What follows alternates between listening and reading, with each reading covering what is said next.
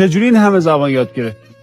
از سن کم پدر و مادرم متوجه استعدادم شده بودن. تا 12 سالگی 8 زبان زنده دنیا رو صحبت میکنی.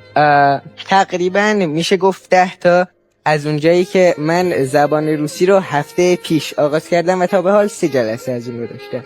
این همه زبان بلد بودن قراره چی برای ما داشته باشه؟ تو به چی رسیدی؟ شما هر یک زبانی رو که یاد میگیرید یک کلید در دست، بستگی داره با اون کلید چه دری رو باز کنید. زبان به تنهایی هنر نیست، به هر حال باید در کنار زبان چیزی باشه. ولی در عین حال من زبان انگلیسی رو بلدم، میتونم برم مترجم زبان انگلیسی شم. تفریح، موبایل، تلویزیون، فیلم، دوستام، اتاق فرار، این ور اون ور، مهمونی، اینا تفریحات هم هستن ولی نه مثل همسن و سالات.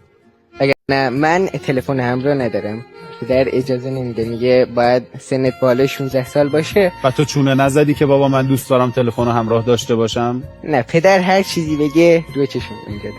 منم بچه دیگه هم مثل همسن و سالم رفتم به دنبال زبان، چیزی رو که میخواستم رو کسب کردم.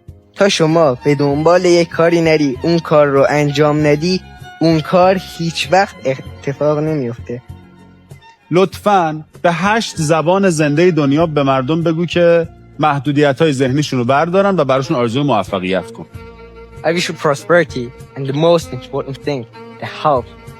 Take your limits and go through whatever you want. این زبان انگلیسی بود. Je vous souhaite le bonheur, prospérité et plus important, la salute. Faites ce que vous voulez.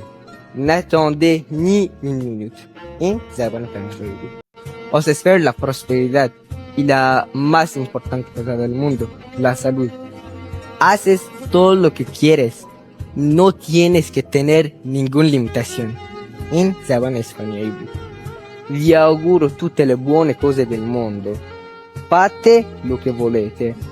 Non dovete avere nessuna limitazione per le cose che volete fare. این زبان ایتالیایی بود. Ich wünsche Ihnen viel Erfolg. Machen alles, was Sie wollen. این زبان آلمانی بود. Size başarılar diliyorum.